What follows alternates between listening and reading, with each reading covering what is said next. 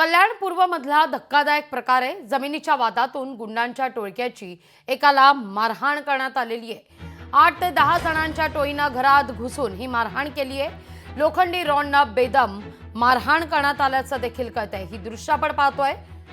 ही सगळी घटना त्या ठिकाणी लावलेल्या सीसीटीव्हीत देखील कैद झालेली आहे।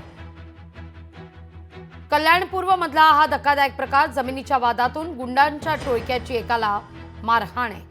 8 ते 10 जणांच्या टोळीनं घरात घुसून ही मारहाण केली आहे। लोखंडी रॉडनं बेदम मारहाण करण्यात आली आहे।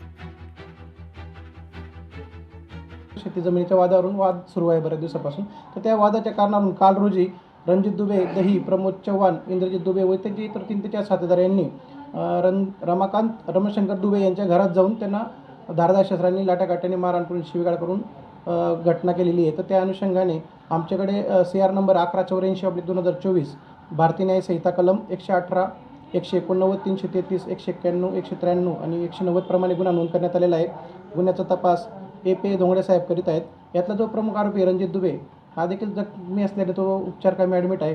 तर आम्ही या आरोपींचा शोध घेत आहोत, त्यांना लवकरात लवकर गुन्ह्यात अटक करीत आहोत। लोकशाही मराठी ऐका, पहा, जागरूक रहा।